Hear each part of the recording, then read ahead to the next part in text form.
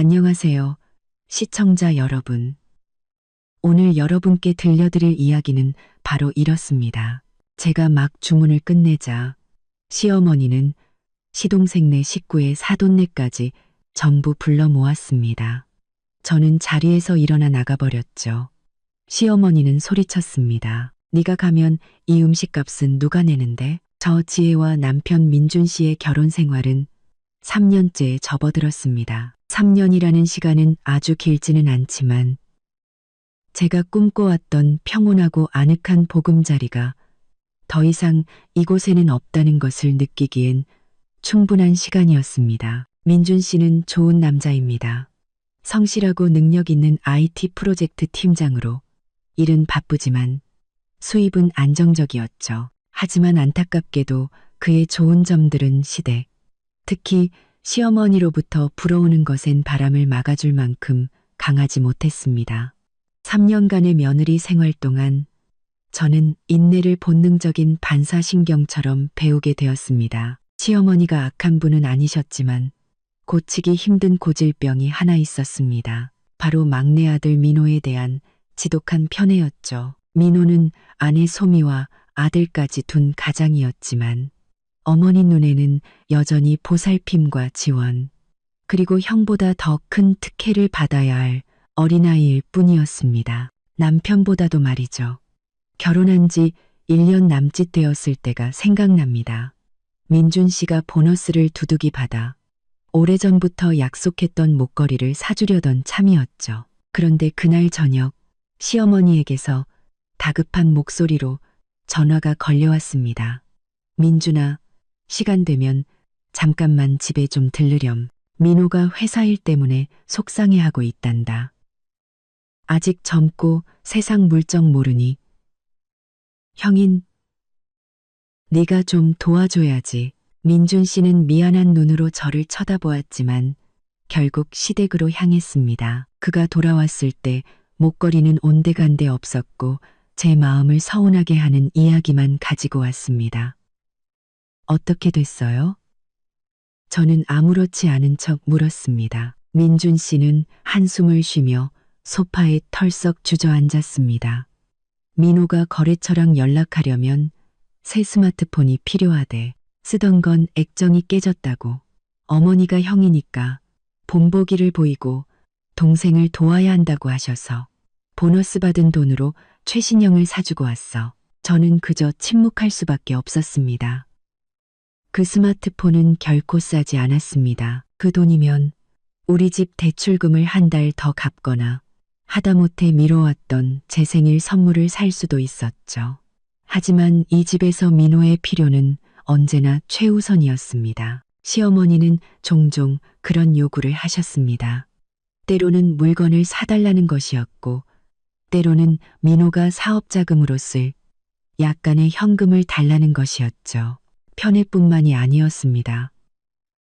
시어머니는 공개적인 자리, 특히 친척 모임에서 저를 깎아내리는 것을 서슴지 않으셨습니다. 대놓고 큰 소리로 말하는 건 아니었지만 조용하면서도 뼈가 있고 의미심장한 말들이었죠. 어머, 지혜야. 오늘 입은 옷은 왜 이렇게 칙칙하니? 시집 갔으면 자신을 좀 가꿔야지. 저기 민호 처솜이 좀 봐. 언제나 화사하고 생기 넘치잖아. 딱 시집간 여자 티가 나지. 또 한 번은 제가 식사 후 설거지를 하고 있을 때 시누이에게 이렇게 말하는 걸 들었습니다. 우리 지혜는 IT 쪽이라 그런지 너무 무뚝뚝해. 소미처럼 싹싹하고 말주변이 있질 않잖아. 집안일도 느리고 서툴고 월급은 많이 번다지만 여자가 돈만 잘 벌어서 뭐 하겠니? 저는 모든 걸 들었지만 고개만 숙일 뿐이었습니다. 시어머니에게 아기가 없다는 걸 압니다. 그저 다른 사람을 존중하는 법을 모르시고 민호에 대한 맹목적인 사랑이 제 감정을 무시하게 만들었을 뿐이죠. 저는 늘 참아야 한다고, 온화해야 한다고, 며느리의 도리를 다해야 한다고 스스로를 다독였습니다. 제가 진심으로 민준 씨를 사랑하고 가정의 평화를 지키고 싶었기 때문입니다. 제가 목소리를 내면 모든 것이 무너지고 민준 씨가 어머니와 아내 사이에서 곤란해질까 봐 두려웠습니다. 3년 동안 저는 셀 수 없는 서러움을 삼켰습니다. 시어머니의 편애, 민호의 무심함, 그리고 민준 씨의 우유부단함은 보이지 않는 벽이 되어 제 결혼 생활을 숨막히게 만들었습니다. 저는 언제나 기회를 멈출 수 있는 지점을, 모든 것이 해소되고 회복될 수 있는 순간을 기다려왔습니다. 하지만 그 순간이 이렇게 갑작스럽게, 그리고 제가 상상했던 그 어떤 시나리오보다 더 잔인하고 씁쓸하게 다가올 줄은 몰랐습니다. 그 무렵 민준 씨는 극도로 힘든 프로젝트 기간을 보내고 있었습니다. 3달 동안 그는 거의 회사에서 숙식하며 식사도 급하게 해결했죠. 저와는 그가 늦은 밤 잠들기 전 겨우 몇 마디 짧은 통화를 나누는 게 전부였습니다. 그는 프로젝트 팀장으로서 책임이 막중했고 예기치 않은 문제들을 수없이 처리해야 했습니다. 저 또한 불만은 있었지만 남편이 안쓰러워 그가 좋아하는 음식을 만들어주고 옷을 깔끔하게 세탁해두며 그가 안심하고 일에 전념할 수 있도록 도왔습니다. 그리고 마침내 그의 노력은 보답을 받았습니다. 어느 금요일 저녁 민준 씨는 지친 기색이 역력했지만 숨길 수 없는 기쁨이 어린 눈으로 집에 돌아왔습니다. 그는 저를 와락 껴안았습니다. 마치 3달간의 부재를 보상하려는 듯 꽉 안아주었죠. 지혜야. 잦은 야근으로 목소리가 쉬어 있었습니다. 프로젝트가 성공했어. 그냥 성공이 아니라 기대치를 훨씬 뛰어넘었대. 회사에서 방금 엄청난 보너스를 입금해줬어. 알아? 저는 제 자신보다 남편을 위해 더 기뻤습니다. 그가 건강과 개인적인 시간을 희생하며 이룬 성과라는 걸 잘 알았기 때문이죠. 정말요? 축하해요. 민준 씨. 정말 대단해요. 그가 웃었습니다. 피곤한 얼굴 위로 오랜만에 보는 진심 어린 미소였죠. 지난 3달간 당신이 나 때문에 고생한 거 알아. 당신과 어머니께도 고맙다고 말하고 싶어.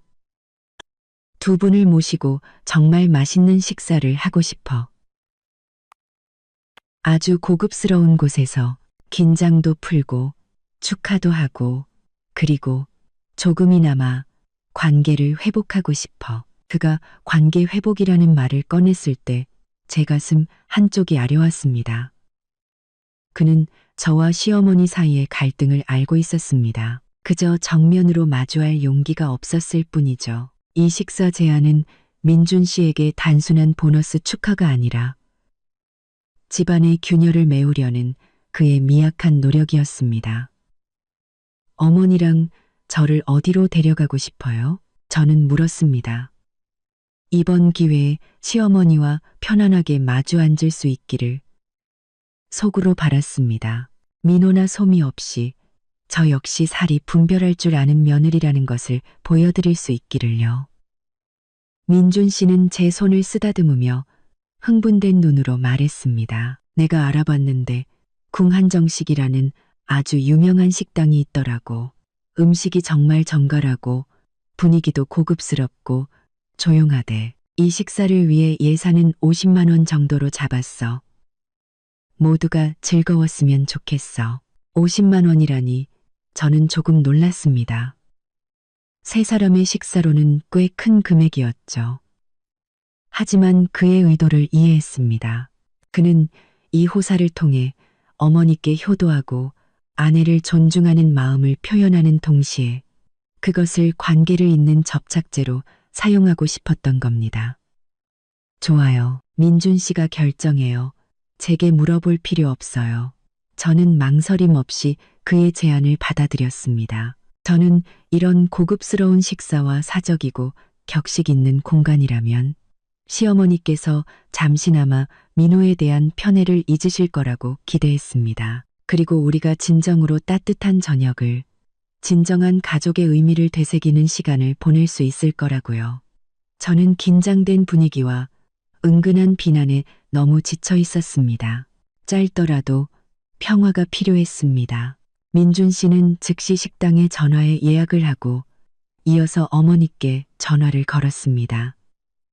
저는 옆에서 얼핏 들을 수 있었죠. 어머니, 저 보너스 크게 받았어요. 어머니랑 지혜 씨 모시고 내일 저녁에 궁 한정식에서 맛있는 식사 대접하고 싶어요. 따로 방도 예약해뒀어요. 전화기 너머 시어머니의 반응은 평소와 완전히 달랐습니다. 무관심하거나 식당을 폄하하거나 가격을 불평하는 평소 모습이 아니었죠. 오히려 목소리는 이상할 정도로 흥분에 차 있었습니다. 어머나, 우리 민준이 정말 장하다.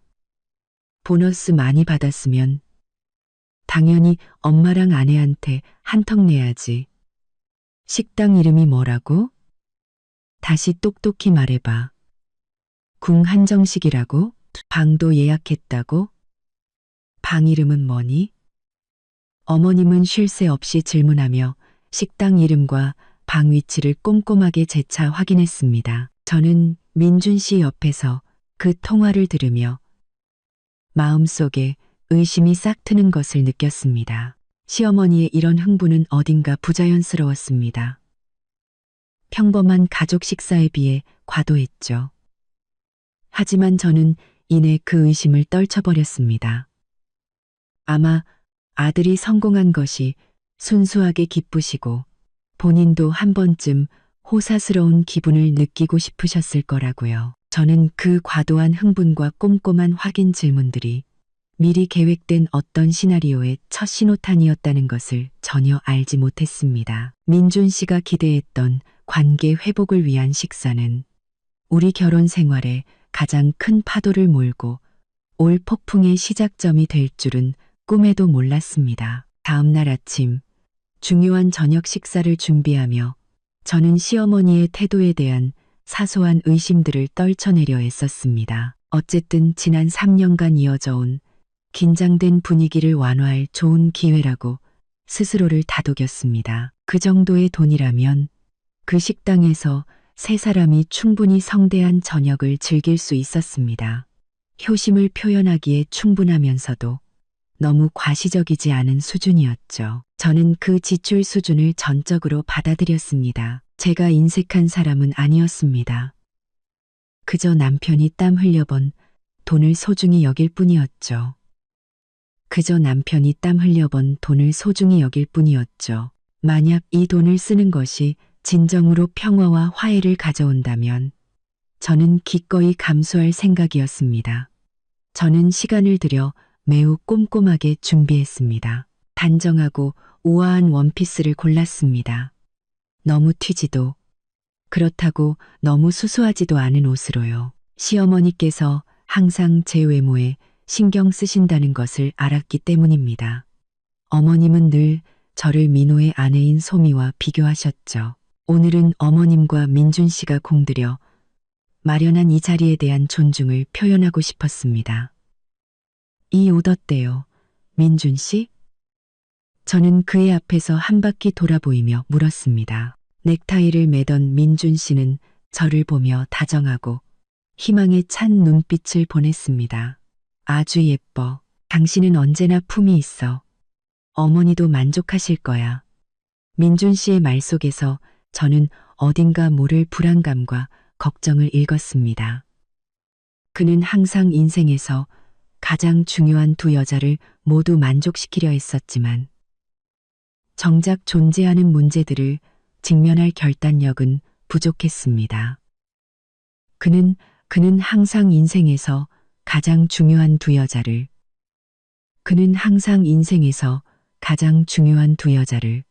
그는 이 식사를 일시적으로 갈등을 잊게 할 진정제처럼 사용하고 싶어 했습니다. 저는 그를 탓하지 않았습니다. 그저 그의 나약함이 안쓰러울 뿐이었죠. 집을 나서기 전 저는 민준 씨에게 당부했습니다. 잊지 마세요. 우리 어머님만 모시는 거예요. 민호 씨나 소미 씨에게는 알리지 마세요. 또 복잡한 일이 생기는 건 원치 않아요. 오늘은 우리와 어머님이 화해하기 위한 자리잖아요. 제 말 뜻 알죠? 민준 씨는 즉시 고개를 끄덕였습니다. 알아. 알고 말고. 어머니께 우리 셋만 가는 거라고 말씀드렸어. 어머니도 알겠다고 하셨고, 민준 씨의 확언에 저는 한결 마음이 놓였습니다. 저는 그의 약속을 믿었고, 시어머니께서 아무리 민호를 편애하신다 해도 이 특별한 날만큼은 아들의 좋은 의도와 사적인 공간을 존중해 주실 거라 믿었습니다. 우리는 약속 시간보다 조금 일찍 식당으로 향했습니다. 저는 미리 도착해서 모든 것이 잘 준비되었는지 확인하고 시어머니께서 오셨을 때 허둥대는 모습을 보이고 싶지 않았습니다. 가는 길에 민준 씨는 프로젝트에 대한 이야기와 그가 받은 큰 보너스에 대해 계속 이야기했습니다. 저는 그의 말을 들으며 그의 노력에 마음속으로 고마움을 전했습니다. 두 사람 사이의 공기가 이렇게 가볍고 편안했던 것이 얼마 만인지 몰랐습니다. 식당에 도착했을 때 저는 그곳의 단아하고 고급스러운 분위기에 깊은 인상을 받았습니다. 지배인이 우리를 예약된 별실로 안내했습니다. 방의 이름은 화목실이었습니다. 방은 그리 크지 않았지만 고전적인 스타일로 장식되어 아늑하고 조용했습니다. 식탁은 4명에서 6명 정도가 앉기에 딱 맞는 크기로 친밀하고 따뜻한 느낌을 주었습니다. 그때 저는 방을 둘러보며 만족감을 느꼈습니다. 이런 공간이라면 우리 세 사람만 있다면 모든 것이 완벽할 텐데 저는 민준 씨와 함께 자리에 앉아 시어머니를 기다렸습니다. 메뉴판을 열고 식당의 유명한 요리들을 살펴보며 평화로운 저녁 식사를 준비하고 있었습니다. 저는 그 평화가 시작되기도 전에 산산조각 날 준비를 하고 있었다는 것을 전혀 알지 못했습니다. 민준 씨와 저는 화목실에 약 15분 일찍 도착했습니다. 저는 이곳의 조용하고 고급스러운 분위기가 마음에 들었습니다. 정말 마음이 편안해지는 기분이었죠. 몇 달 만에 처음으로 결혼 생활의 바쁜 일상과 자잘한 스트레스에서 벗어나 진정한 여유를 즐기는 기분이었습니다. 이것 좀 봐요. 여기 신선로가 아주 유명하대요. 어머니가 이 음식 칭찬하시는 걸 자주 들었어요. 하나 시킬까요? 민준 씨가 제게 메뉴판을 건네며 아이처럼 신나게 말했습니다. 저는 미소 지으며 고개를 끄덕였습니다. 네, 어머니가 이 음식 얘기 자주 하셨던 거 기억나요? 어른들 입맛에 맞게 담백하고 전통적인 음식들로 시켜요. 너무 특이한 건 시키지 말고요. 우리는 시어머니께서 분명 좋아하실 만한 전체 요리와 주요리 몇 가지를 주문하기 시작했습니다. 신선로, 대하찜, 그리고 특별 버섯 전골. 모두 담백하고 전통적인 요리들이었고 가격도 우리가 정한 예산 안에 있었습니다. 제가 대략 계산해 보니 이 요리들을 합쳐도 15만 원 정도였습니다. 주문을 마치고 시어머니께서 오시기만을 기다렸습니다. 기다리는 동안 어젯밤 시어머니와의 통화가 다시 떠올랐습니다. 그 과도한 흥분, 장소와 방 이름까지 꼼꼼하게 확인하던 질문들이 계속 머릿속을 맴돌았습니다. 저는 여전히 어머님의 태도에서 뭔가 이상하고 부자연스러운 점을 느끼고 있었습니다. 저는 민준 씨에게 물었습니다. 민준 씨, 어제 어머니 통화하시는 거 들어보니까 이 방에 대해 굉장히 자세히 물어보시던데 무슨 일이라도 있나요? 민준 씨는 어깨를 으쓱하며 제 의심을 떨쳐내려 했습니다. 그냥 기분이 좋으셔서 그러셨겠지. 내가 이렇게 제대로 된 식사 대접하는 게 얼마만이야. 큰 잔치에 가는 것처럼 생각하셔서 잘 준비하시려고 장소를 자세히 알아본 거겠지. 그래도 방 이름까지 그렇게 꼼꼼하게 물어보시는 건 좀. 저는 살짝 미간을 찌푸렸습니다. 여자의 직감이 뭔가 잘못되었다고 말하고 있었죠. 에이, 지혜야, 너무 복잡하게 생각하지 마. 당신도 알잖아. 어머니가 나쁜 분은 아니라는 거. 그냥 민호를 조금 더 예뻐하실 뿐이야. 오늘은 우리 셋뿐이니까 모든 게 잘 될 거야. 저는 민준 씨의 긴장한 얼굴을 보고 더 이상 묻지 않기로 했습니다. 그의 기분을 망치고 싶지 않았습니다. 내가 그동안 쌓인 서러움 때문에 너무 예민해졌나 봐. 저는 스스로를 다독였습니다. 시어머니께서는 그저 아들이 성공한 것이 기쁘고 고급스러운 곳에 초대받았으니 아들 체면을 세워주기 위해 잘 준비하고 싶으셨을 거라고 그렇게 단순하게 생각하려 했었습니다. 약 10분 후 화목실의 문이 열리고 시어머니께서 들어오셨습니다. 평소의 편안한 실내복 차림이 아니었습니다. 오늘은 옅은 보라색 개량 한복을 입고 가지고 계신 유일한 금목걸이를 하고 계셨습니다. 화장도 꼼꼼히 하시고 머리도 단정하게 올리셨죠. 환하게 빛나는 모습이었지만 그 빛남 속에는 제가 이전에 본 적 없는 자만심과 계산적인 분위기가 서려 있었습니다. 어머, 민준아, 지혜야. 어머님은 큰 소리로 말하며 기쁨에 찬 얼굴로 우리 쪽으로 빠르게 걸어오셨습니다. 미안하다. 조금 늦었지. 네가 이렇게 좋은 곳에 초대했는데 엄마도 잘 차려입고 와야 하지 않겠니? 민준 씨는 일어나 어머니를 맞았고 그의 얼굴은 기쁨으로 환해졌습니다. 괜찮아요, 어머니. 앉으세요. 시어머니는 자리에 앉아 방안을 빠르게 훑어보시더니 우리가 방금 주문한 메뉴판에 시선을 고정했습니다. 어머님은 메뉴판을 집어들어 우리가 고른 음식들을 훑어보셨습니다. 그분의 얼굴에 불만스러운 듯한 미묘한 표정이 스쳐 지나갔지만 이내 그 표정을 감추셨습니다. 시어머니는 메뉴판을 내려놓고 제가 보기엔 조금 어색한 미소를 지으셨습니다. 그분은 다른 약속들을 얼마나 많이 거절하고 우리와 함께하기 위해 이곳에 왔는지에 대해 늘어놓기 시작했습니다. 저는 즐거운 분위기를 만들고자 최대한 열심히 대화에 참여하려 했었습니다. 그때까지도 저는 희망을 품고 있었습니다. 시어머니께서 조금 과장되게 행동하시더라도 오늘 밤은 평범한 식사, 저와 그분의 관계에 긍정적인 전환점이 될 것이라고 생각했습니다. 저는 그 화려한 외모와 거짓된 흥분 아래 시어머니께서 이미 시나리오를 준비해 두셨고 우리 부부가 그 연극의 꼭두각시라는 사실을 전혀 알지 못했습니다. 첫 번째 불길한 징조가 제 눈앞에 곧 나타나려 하고 있었습니다. 시어머니께서 자리에 앉으신 후 화목실의 분위기는 다소 차분해졌지만 저는 여전히 보이지 않는 긴장감을 느낄 수 있었습니다. 민준 씨는 어머니께 프로젝트와 보너스에 대해 더 자세히 이야기하며 분위기를 부드럽게 만들려고 애썼습니다. 시어머니는 고개를 끄덕이며 들었지만 시선은 테이블 중앙에 놓인 메뉴판에서 떼지 않으셨습니다. 어머니, 지혜 씨랑 제가 어머니 좋아하시는 전통 음식들로 미리 좀 주문해 놨어요. 민준 씨가 다정한 목소리로 말했습니다.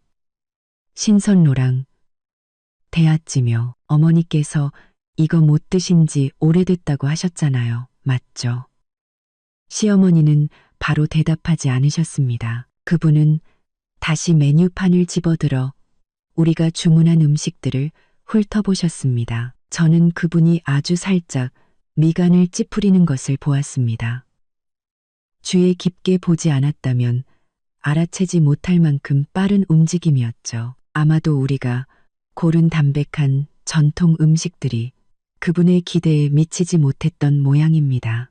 저는 즐거운 분위기를 이어가기 위해 말을 거들었습니다.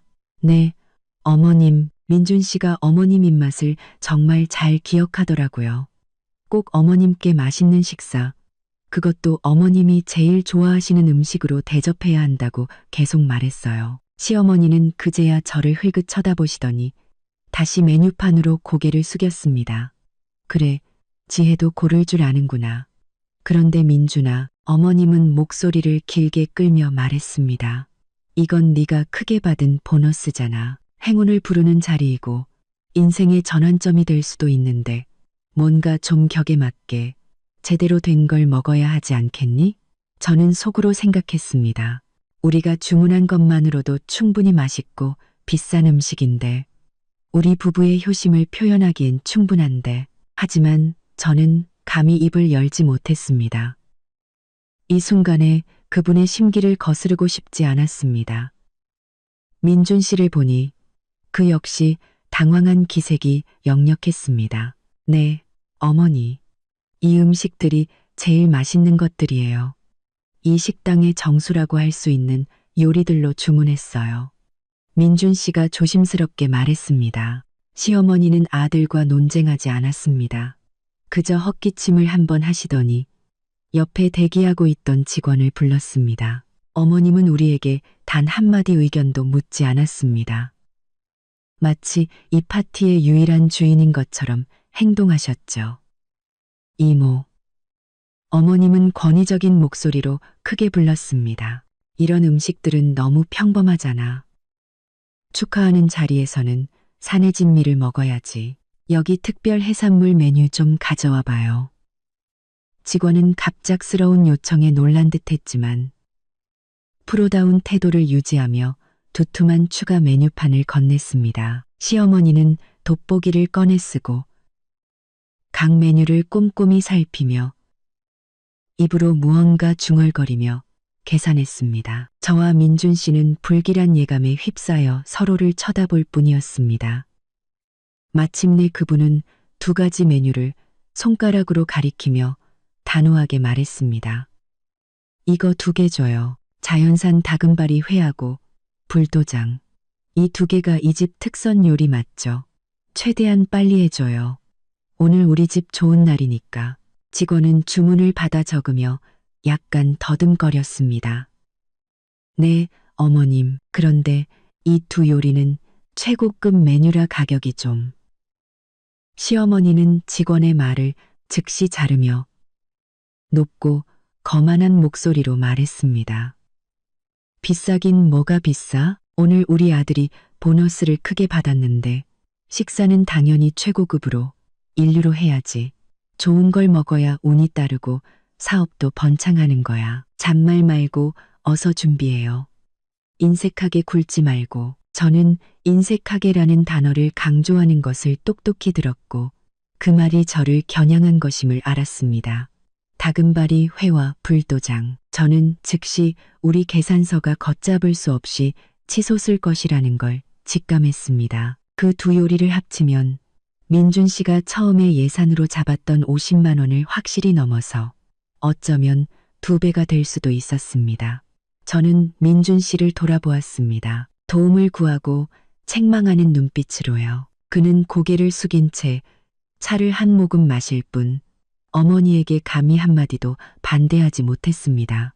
시어머니는 추가 주문을 마친 후 이상할 정도로 기분이 좋아지셨습니다. 그분은 우리에게 말을 걸기 시작했지만 화제는 여전히 민준 씨의 보너스와 그의 밝은 미래에 대한 것뿐이었습니다. 대화 내내 그분은 돈이 있으면 쓸 줄 알아야 하고 남들이 보기에 인색하지 않게 최고급으로 먹어야 한다고 계속해서 반복했습니다. 저는 그 자리에 앉아 억지 미소를 지었지만 속은 불타는 것 같았습니다. 시어머니의 이 추가 주문이 단순히 충동적인 행동이 아니라 미리 계산된 계획의 첫 단계라는 것을 이해했습니다. 그분은 의도적으로 계산서를 부풀려 돌이킬 수 없는 상황을 만들고 있었습니다. 하지만 그 최종 목적이 무엇인지는 그때까지 짐작할 수 없었습니다. 저는 그저 민준 씨와 제가 기대했던 화해의 저녁 식사가 긴장과 계산으로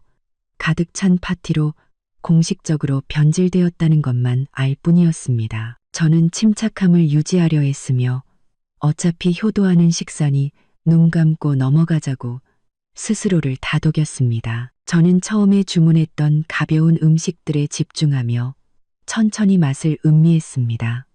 마치 시간을 벌고 저 두산의 진미의 등장을 늦추려는 듯이요. 하지만 시어머니는 그렇지 않았습니다. 그분은 매우 흥분한 상태였습니다. 계속해서 시계를 보고 방문 밖을 내다보며 마치 식사보다 더 중요한 무언가를 기다리는 듯 했습니다. 저는 그분이 계속해서 휴대폰을 꺼내 누군가에게 몰래 문자를 보내는 것을 보았습니다. 그 얼굴에는 초조함과 비밀스러움이 역력했죠. 저는 다시 민준 씨에게 조용히 물었습니다. 민준 씨, 어머니 좀 이상하지 않아요? 꼭 누구를 기다리는 것 같은데. 민준 씨는 어머니를 슬쩍 쳐다보더니 힘없이 고개를 저었습니다. 아마 이모님이나 고모님께 안부 전화하시는 거겠지. 너무 의심하지 마. 그는 그렇게 말했지만 정작 그 자신도 자신의 위로를 믿지 않는 듯 했습니다. 그의 마음속 불안감은 저 못지않게 분명했습니다. 불과 몇 분 후 직원이 막 첫 번째 전체 요리인 담백한 샐러드를 내왔을 때 화목실의 문이 갑자기 활짝 열렸습니다. 들어온 사람은 다름 아닌 시동생 민호와 그의 아내 소미, 그리고 그들의 어린 아들이었습니다. 세 사람 모두 꽤 잘 차려입고 있었지만 태도는 너무나 자연스러웠습니다. 마치 오래전부터 정식으로 초대받은 손님들처럼요. 어머니, 형수님, 민호가 큰 소리로 인사하며 환하게 웃었습니다. 전혀 어색하거나 놀란 기색이 없었죠. 저희가 마침 이 근처를 지나가다가 형 차를 봤어요. 바로 어머니랑 형수님이 축하 파티하고 계신 줄 알았죠. 정말 우연이네요. 민호가 말한 우연이라는 단어는 너무나 자기적이고 터무니없게 들렸습니다. 어떻게 민호가 궁한정식처럼 고급스럽고 외진 식당 근처를 우연히 지나가다가 우리가 이 별실에 있다는 것을 바로 알아챌 수 있었을까요? 분명 민호는 미리 연락을 받았고 그 연락을 한 사람은 다름 아닌 시어머니였습니다. 시어머니는 이때 환하게 웃으셨습니다. 분명 민호는 미리 연락을 받았고 계획의 한 단계를 성공적으로 마친 사람의 만족스러운 미소였죠. 그분은 자리에서 일어나 반갑게 민호네 가족을 맞았습니다. 어머, 민호 왔구나. 소미도. 엄마가 너희들 기다리고 있었단다. 내가 민준이한테 맛있는 거 더 시켜야 한다고, 제대로 먹어야 한다고 말했어. 오늘은 내 형이 보너스 크게 받은 좋은 날이잖아. 우리 가족 모두가 함께 행운을 나누고 복을 받아야지. 그분은 행운을 나눈다와 복을 받는다는 말을 의미심장하게 사용했습니다. 저는 민준 씨를 똑바로 쳐다보았습니다. 그의 얼굴은 창피함과 무력감으로 빨갛게 달아올라 있었습니다. 그는 민호의 등장을 전혀 모르고 있었던 것이 분명했습니다. 어머니, 세 사람만 오기로 하셨잖아요. 민준 씨가 더듬거리며 말했지만 그의 목소리는 시어머니와 민호의 웃음소리에 묻혀버렸습니다. 에이, 참, 시어머니는 손을 내저었습니다. 내 동생이 온 게 뭐 어때서. 다 한 식구인데, 그리고 지혜는 형수니까 당연히 이해해야지. 어서 민호야, 소미야, 다들 앉아라. 엄마가 다금바리 회랑 불도장 시켜놨다. 역시 너희들이 와야 더 시끌벅적하고 분위기가 살지. 민호와 소미는 제 안색은 살피지도 않고 재빨리 의자를 끌어다 앉았습니다. 소미는 제게 도발적인 미소를 지으면서도 가식적인 호칭은 잊지 않았습니다. 안녕하세요, 형수님. 오랜만이에요. 오늘 형부 덕분에 저희가 이런 고급스러운 곳에 다 와보네요. 저는 목구멍으로 넘어오는 울분을 삼키며 최대한 차분한 목소리를 유지하려 애썼습니다. 그래, 소미 씨. 와줘서 좋네. 하지만 난 미리 연락받은 게 없어서. 민호가 즉시 끼어들었습니다. 에이, 형수님.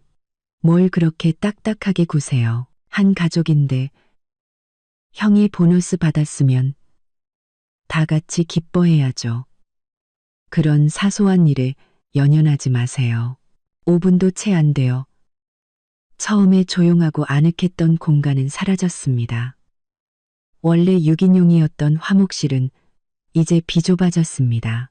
저는 이것이 시어머니께서 준비한 두 번째 불길한 징조라는 것을 알았습니다. 그분은 제가 비싼 식사비를 내게 하려는 것뿐만 아니라 초대받지 않은 민혼의 가족의 식사비까지 내게 하려는 것이었습니다.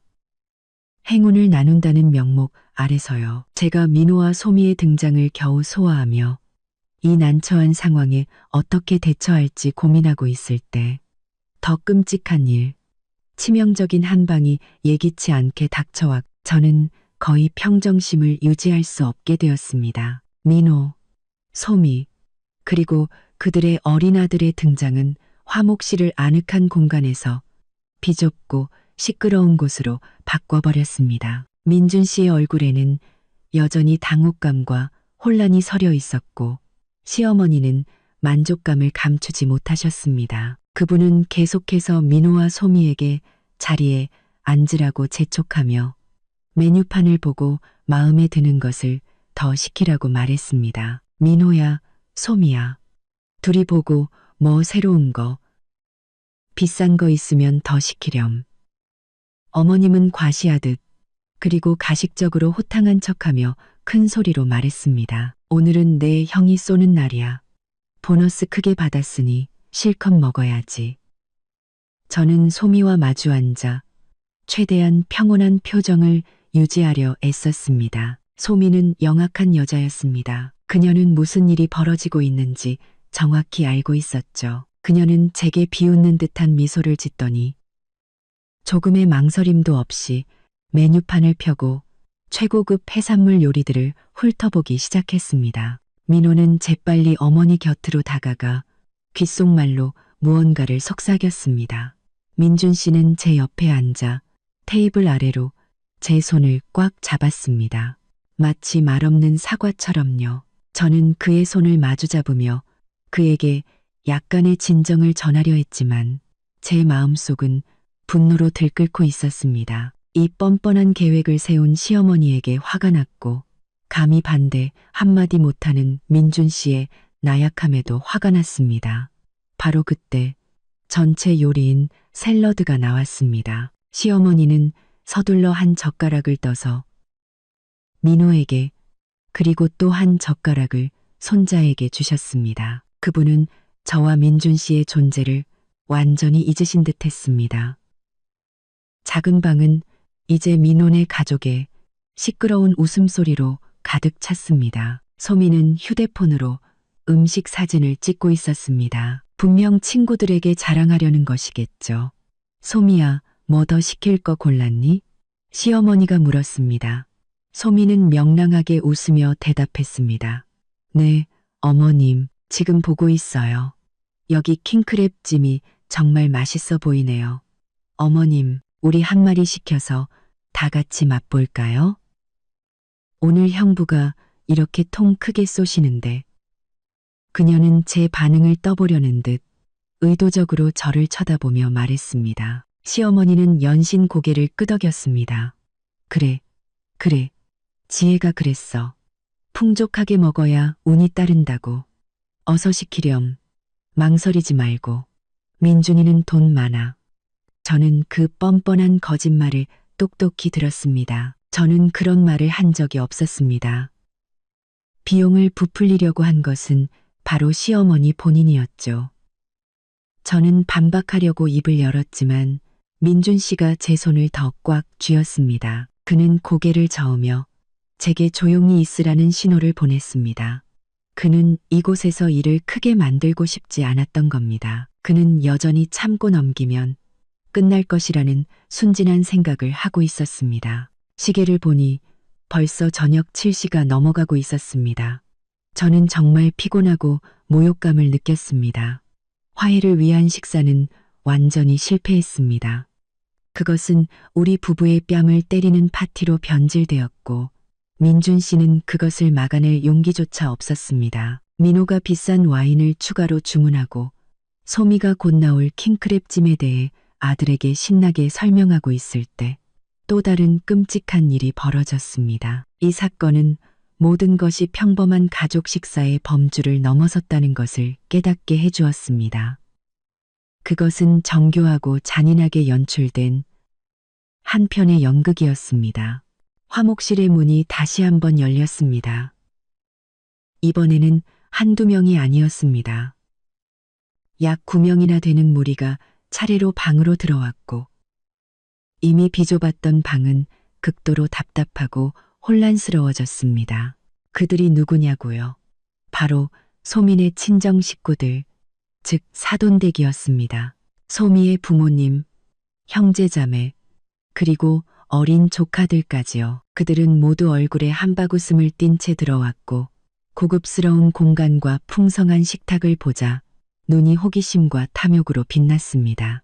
어머나, 사돈어른 오셨어요. 시어머니는 벌떡 일어나 예의도 잊은 채 기쁘게 외쳤습니다. 그분은 그들을 반갑게 맞이했습니다. 마치 자신이 이 파티의 주인이고 오랫동안 그들을 기다려온 것처럼요. 사돈어른, 어서 들어오세요. 기다리고 있었어요. 마침 딱 맞춰 오셨네요. 그분은 손으로 의자를 끌어주며 그들을 앉으라고 권했습니다. 화목실은 이제 시장 바닥으로 변해버렸습니다. 총 13명의 초대받지 않은 손님, 시어머니, 민호, 소미, 그들의 아들, 그리고 9명의 사돈 식구들, 최대 6명만 들어갈 수 있는 공간에 그들이 빽빽하게 들어차 있었습니다. 어른들은 서로 밀치고 아이들은 뛰어다니고 시끄러운 대화 소리, 큰 웃음소리, 의자 끄는 소리, 모든 것이 너무 빠르고 혼란스럽게 일어났습니다. 저는 그 자리에 얼어붙은 듯 앉아 있었습니다. 마치 얼음물을 뒤집어 쓴 것처럼 온몸이 차갑고 마비되는 기분이었습니다. 저는 눈앞의 혼란스러운 광경을 초대받지 않은 손님들의 눈에 서린 탐욕과 뻔뻔함을 보며 마치 새장 속에 갇혀 빠져나갈 길 없는 작은 새가 된 기분이었습니다. 문득 서유기 이야기가 떠올랐습니다. 제가 마치 거미 동굴에 빠진 삼장법사처럼 요괴들에게 둘러싸였는데 아무도 저를 구해줄 생각이 없는 것 같았습니다. 시어머니는 전혀 부끄러워하거나 미안해하지 않으셨습니다. 그분은 저와 민준 씨를 돌아보며 목소리 톤을 완전히 지시하고 강요하는 투로 바꿨습니다. 민준아, 지혜야. 둘이 뭐하니? 어서 의자 좀 더 가져와. 사돈댁이 이렇게 많이 오셨는데 정성껏 대접해야지. 서둘러 음식도 더 시켜야 하니까. 소미는 즉시 일어나 재빨리 저를 자기 부모님께 소개했습니다. 아, 아빠, 엄마. 이쪽은 제 형수님, 지혜 형수님이에요. 오늘 형님이랑 형수님이 우리 식구들 다 대접하는 거예요. 형부가 회사에서 보너스를 엄청 크게 받으셨거든요.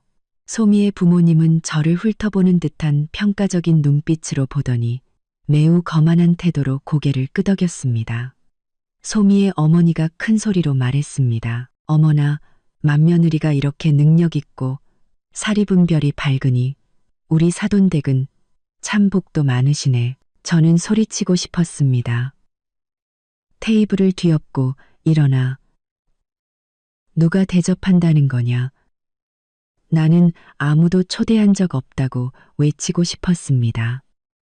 하지만 저는 마지막 남은 이성의 끈을 겨우 붙잡고 있었습니다. 민준 씨를 보니 그의 얼굴은 새하얗게 질려 그 자리에 꼼짝 않고 앉아 두 손을 꽉 쥐고 있었습니다. 그는 두려워하고 있었고 당황하고 있었으며 무엇보다도 완전히 무력해져 있었습니다. 이때 시어머니는 승리자의 만족스러운 표정으로 똑바로 일어서서 사람들로 가득 찬 방을 한 바퀴 둘러보더니 제가 결코 잊지 못할 공개 선언을 했습니다. 그분은 모두가 똑똑히 듣도록 하여 저를 이 자리에서 공개적인 현금 인출기로 만들 작정이었습니다. 화목실의 공기는 이제 음식 향이 아닌 혼란과 계산, 그리고 탐욕의 냄새로 가득 차 숨막힐 지경이었습니다. 13명의 초대받지 않은 손님들이 작은 방에 빽빽하게 들어차 있어 저는 숨쉬기조차 힘들었습니다. 저는 그 자리에 조각상처럼 앉아 시어머니께서 공들여 준비한 연극을 지켜보고 있었습니다. 시어머니는 모든 사람들의 자리를 급하게 정돈해준 후 똑바로 서서 손가락으로 유리잔을 가볍게 쳐 작지만 모두의 주의를 끌기에 충분한 소리를 냈습니다. 그분은 전혀 주저하거나 부끄러워하지 않았고 오히려 매우 자랑스럽고 권위적인 태도를 보였습니다. 사돈어른, 그리고 얘들아, 모두 주목해 주렴. 그분은 크고 또렷한 목소리로 한 글자 한 글자 제 귀에 새기듯 말했습니다. 오늘 우리 집에 아주 큰 경사가 있단다. 내 맏아들 민준이가 큰 프로젝트를 성공적으로 마치고 회사에서 아주 두둑한 보너스를 받았어. 사람들이 시끄럽게 박수를 치자 그분은 만족스러운 미소를 지으며 말을 이었습니다. 이 기쁨을 축하하고 또 우리 민호와 소미의 앞으로의 사업에 좋은 기운을 불어넣어주기 위해 민준이 부부가 우리 식구들과 사돈어른, 내외를 모두 모시고 이곳 궁 한정식에서 아주 성대한 파티를 열기로 했단다. 저는 주먹을 꽉 쥐었습니다. 손톱이 살을 파고드는 것 같았죠. 그분은 뻔뻔하게 거짓말을 하고 있었습니다. 우리 부부가 온 가족과 사돈댁까지 초대하기로 결정했다고 말했지만 실제로는 민준 씨가 오직 어머님 한 분만 초대했던 것입니다. 이 연극은 너무나 완벽해서 저는 그 철면피함에 할 말을 잃었습니다. 그러고는 저를 돌아보았습니다. 그 날카롭고 계산적인 눈빛은 제가 고개를 끄덕여 인정하라고 강요하는 듯 했습니다. 하지만 저는 그저 그분을 똑바로 쳐다볼 뿐 아무 말도 하지 않았고 고개를 끄덕이지도 미소 짓지도 않았습니다. 그분은 제 반응을 기다리지 않고 모든 것을 절정으로 밀어붙였습니다. 그리고 더욱 특별한 것은 오늘 이 파티의 모든 사내 진미, 이 비싼 음식들은 바로 제 맏며느리 이지혜가 대접하는 것이랍니다. 그분은 의도적으로 제 이름을 강조했습니다. 우리 지혜가 그러더구나. 좋은 날에는 돈이 문제냐고요. 민준이 보너스로 모두를 초대해서 함께 축하하고 기쁨을 나누고 좋은 기운을 받고 싶다고요. 이 선언은 마치 제 얼굴에 찬물을 끼얹는 것 같았습니다.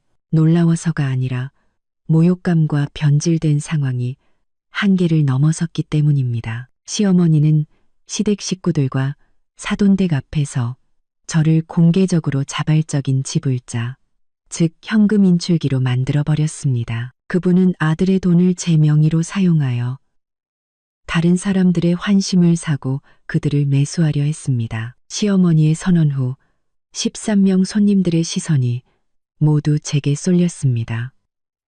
그것은 더 이상 훑어보는 눈빛이 아니었습니다. 그것은 강탈과 끝없는 탐욕의 눈빛이었습니다. 민호와 소미는 덫에 걸린 사냥감을 보듯 저를 보며 속으로 웃었습니다. 민준 씨는 마침내 반응을 보였습니다. 그는 당황하며 자리에서 일어나 반박하려 했지만 시어머니가 재빨리 그의 어깨에 손을 얹고 꽉 누르며 귓속말로 무언가를 말했습니다. 그는 얼굴이 창백해진 채로 의자에 털썩 주저앉아 고개를 숙였습니다. 그는 어머니에게 완전히 제압당한 것입니다. 저는 이 순간 저의 모든 인내와 화해를 위한 노력이 물거품이 되었음을 깨달았습니다. 이 파티는 더 이상 화해의 기회가 아니었습니다.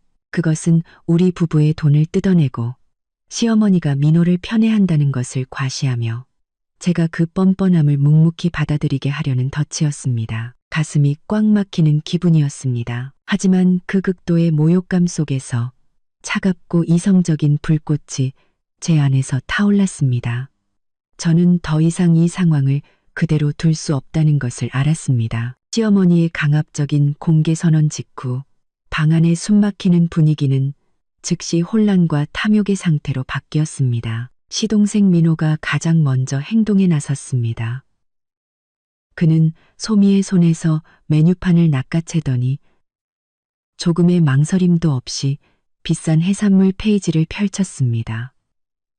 퍼리순탕 퍼리선행 페이지를 퍼리선이고 그는 시동생 민호가 가장 먼저 행동에 나섰습니다. 그는 환희에 찬 목소리로 탐욕을 숨기지 않고 크게 말했습니다. 와, 형수님, 정말 통이 크시네요. 우리 식구들, 형과 형수님의 이 좋은 마음에 걸맞게 정말 맛있고 제대로 된 음식들로 주문해야겠어요. 소미도 재빨리 말을 보탰습니다. 네, 맞아요. 어머님, 오빠. 우리 전복 마늘찜이랑 제비집 스프도 추가로 시킬까요?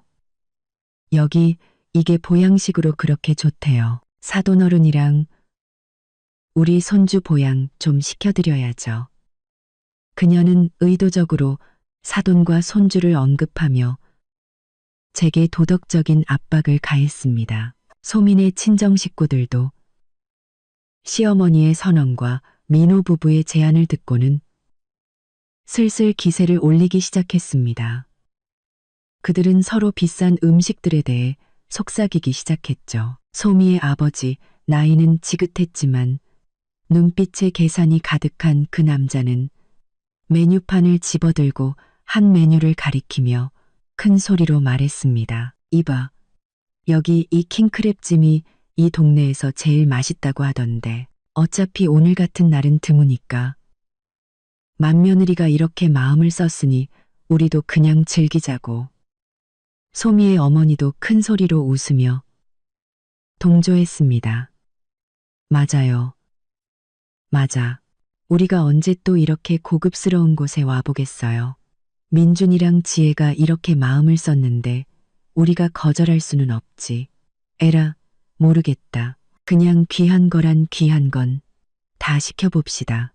그들은 킹크랩, 전복, 제비집뿐만 아니라 해삼, 샥스핀 등 온갖 산의 진미를 추가로 주문했습니다. 그들이 주문하는 메뉴 하나하나가 우리 부부에게 끔찍한 재정적 부담으로 돌아왔습니다. 그들은 저를, 이지혜를 감정이나 한계 따위는 신경 쓸 필요 없이 마음껏 돈을 뽑아 쓸 수 있는 공공 현금 인출기처럼 여겼습니다. 민호는 심지어 메뉴판에서 가장 비싼 프랑스산 와인을 따로 주문하며 좋은 술을 마셔야 진정한 축하라고 말했습니다.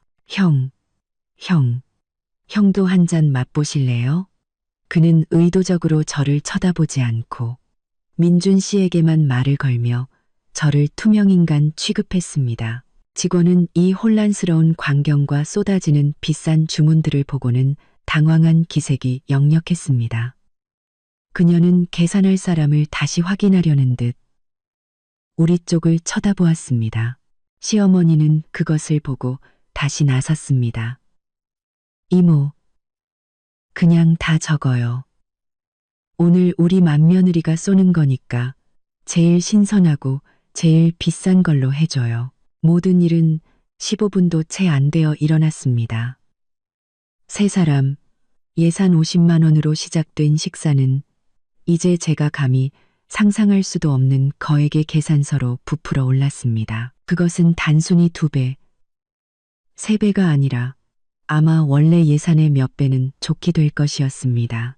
저는 시댁과 사돈댁의 끝없는 탐욕을 그저 지켜보고 있었습니다. 그들은 시끄럽게 웃고 떠들며 메뉴판을 서로 뺏어보고 어떤 음식이 더 맛있는지 더 비싼지 토론했습니다. 저와 민준 씨의 섬뜩할 정도의 침묵에는 전혀 신경 쓰지 않았습니다. 저는 민준 씨를 돌아보았습니다.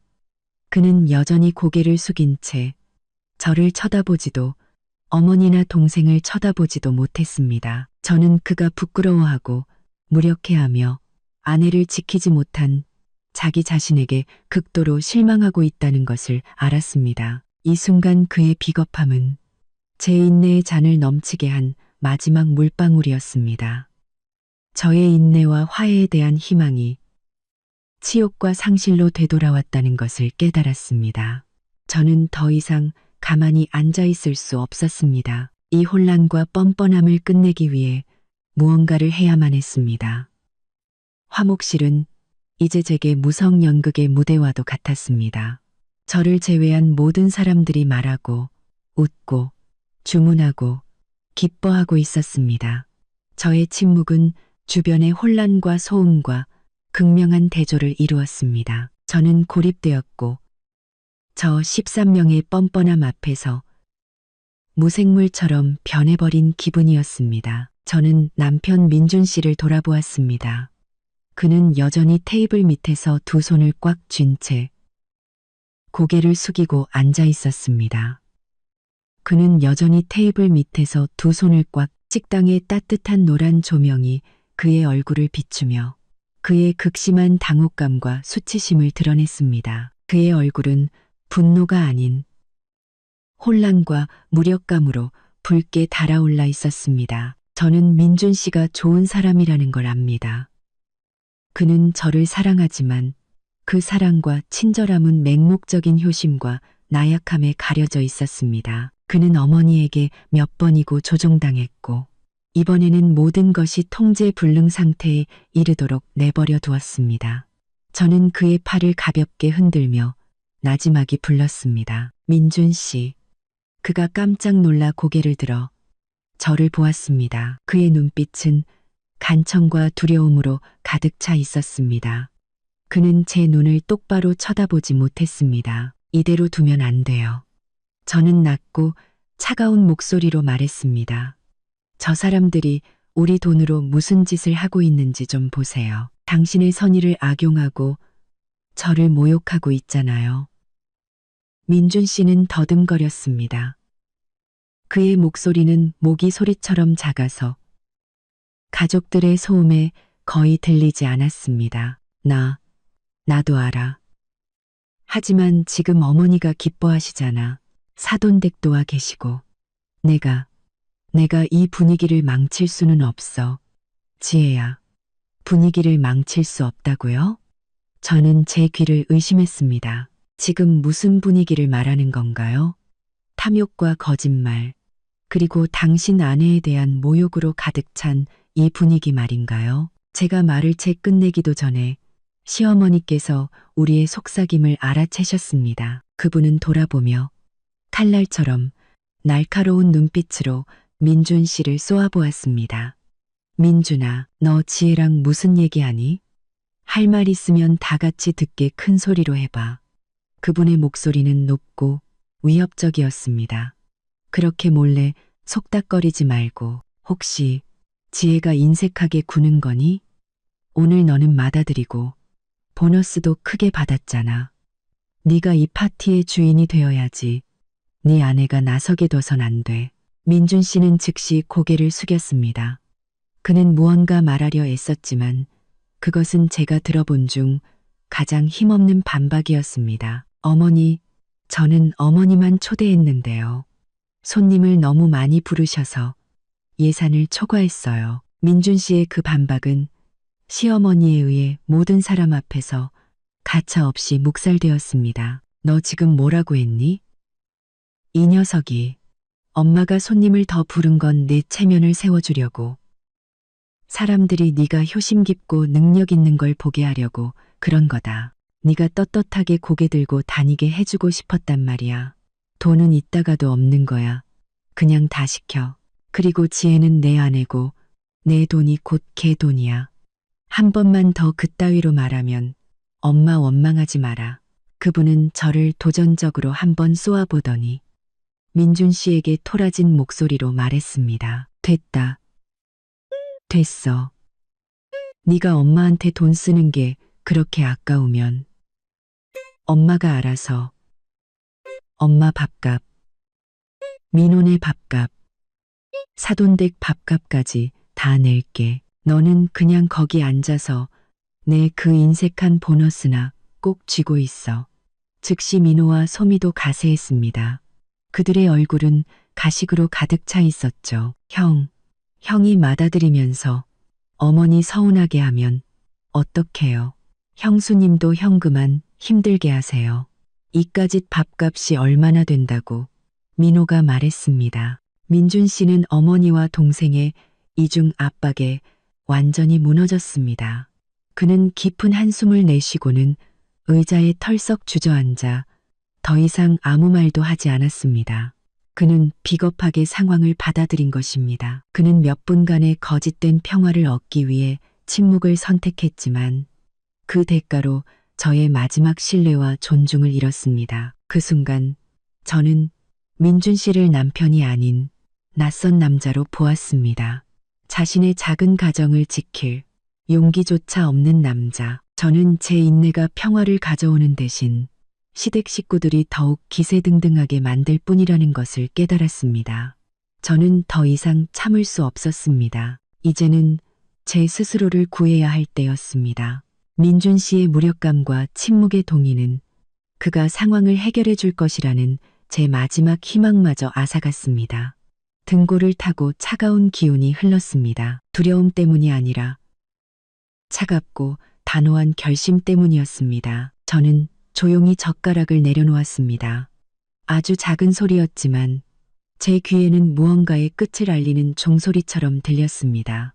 의자에 놓여있던 핸드백을 집어들었습니다. 제가 일어서자 시끄럽던 방 안이 순간 조용해지는 듯 했습니다. 시어머니부터 민호, 소미, 그리고 사돈댁까지 모든 시선이 제게 쏠렸습니다.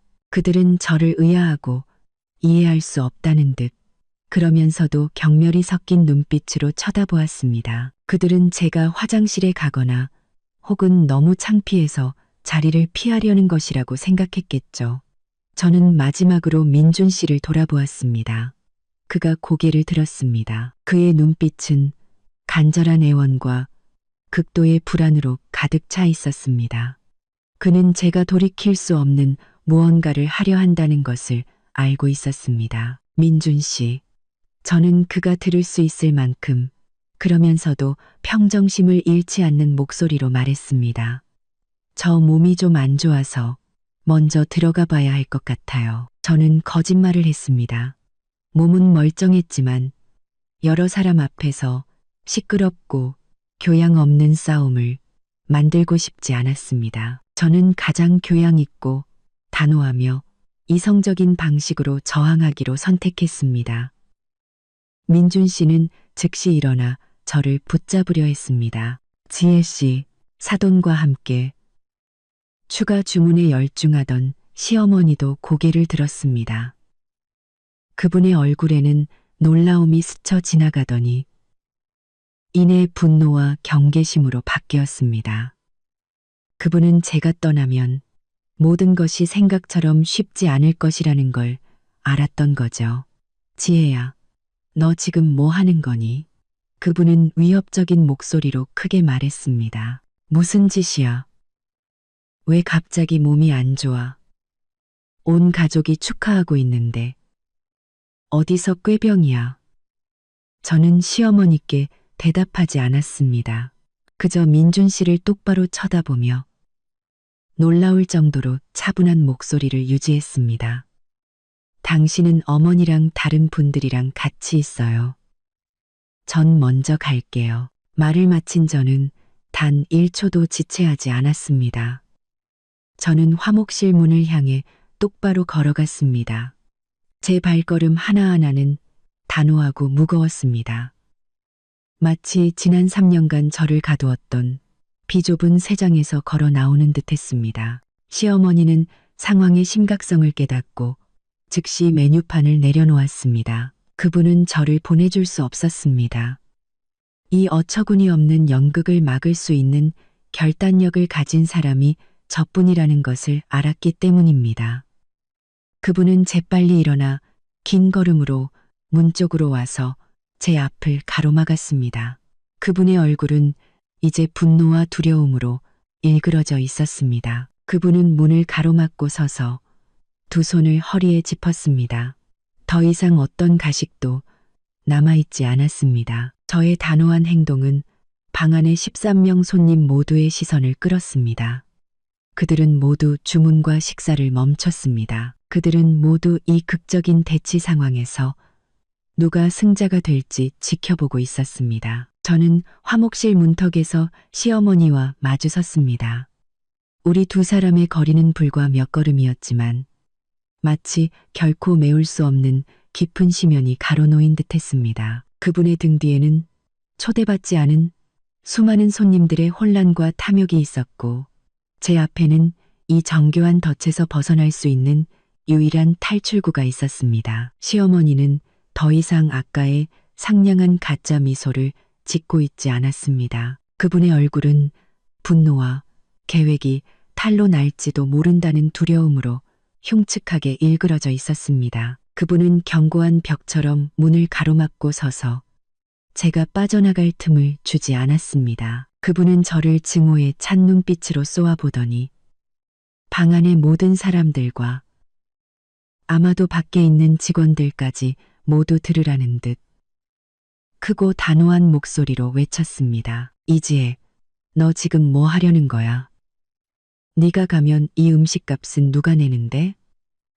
그 질문은 이 파티의 진짜 목적을 공개적으로 선언하는 것처럼 전형적이고 뻔뻔했습니다. 그것은 질문이 아니라 직접적인 도전이자 위협이었습니다. 그분은 모든 사람의 압력을 이용해 저를 다시 자리로 돌려보내고 자신이 씌운 현금 인출기 역할을 받아들이게 하려 했습니다. 그분은 저의 오랜 인내심과 시댁, 사돈댁의 압박이 있다면 제가 결국 고개를 숙일 것이라고 확신했습니다. 그 대치의 순간 저는 이상할 정도로 고요함을 느꼈습니다. 저의 분노는 더 이상 타오르는 불꽃이 아니라 날카로운 냉기로 변해 있었습니다. 저는 천천히 숨을 깊게 들이마시고 목소리가 떨리지 않도록 하며 그 뻔뻔한 도전에 맞섰습니다.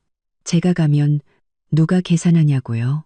저는 말했습니다. 제 목소리는 그분보다 작았지만 모두가 귀 기울이게 만드는 무게감과 침착함이 있었습니다.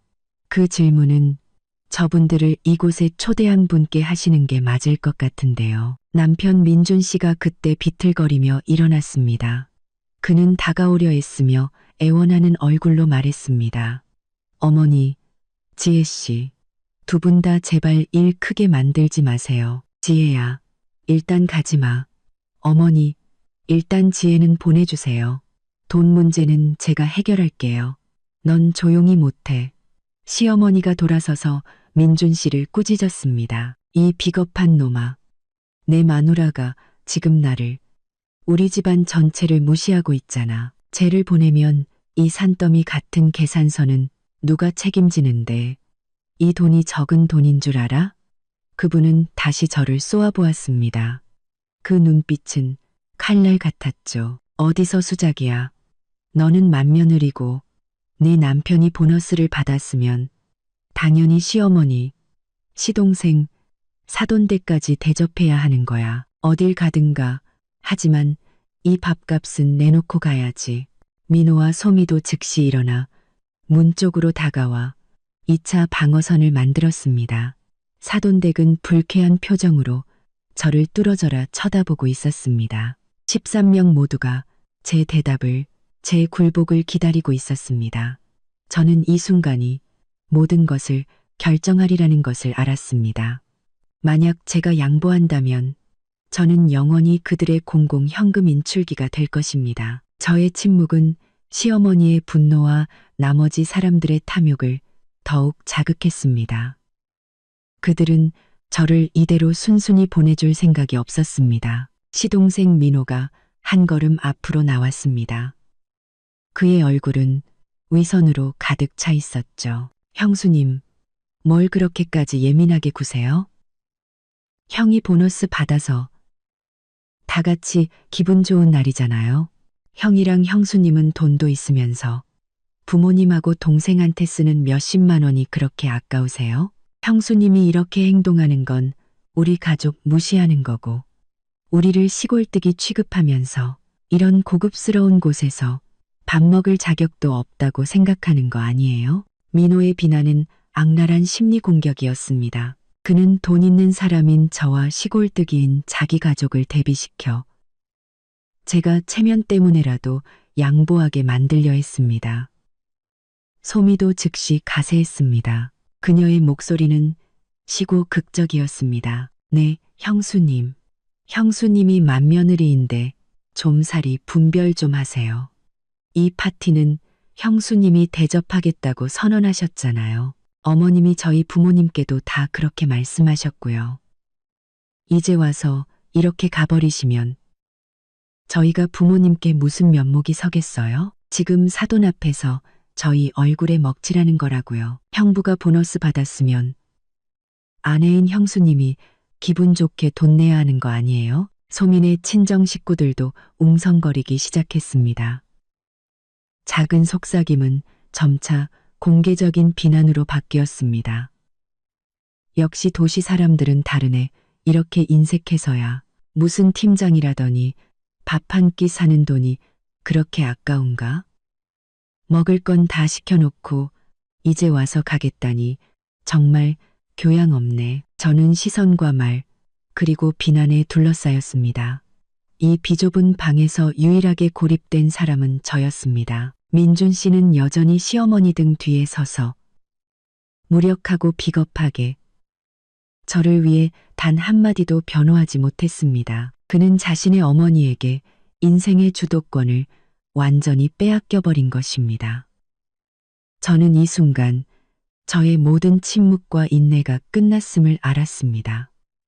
아린한 테이프 꺼서 더 이상 그들이 제 존엄성을 짓밟게 둘 수 없었습니다. 만약 제가 저항하지 않는다면 제 인생은 이 끝없는 탐욕에 영원히 묶일 것입니다. 저는 문을 막고 선 시어머니와 저를 모욕하는 12명의 사람들을 마주하며 몸을 똑바로 세웠습니다. 저는 생각을 정리하고 침착함과 이성을 되찾을 충분한 시간을 가졌습니다. 저는 감정이 아닌 논리와 사실로 단호하게 응수하기로 결심했습니다.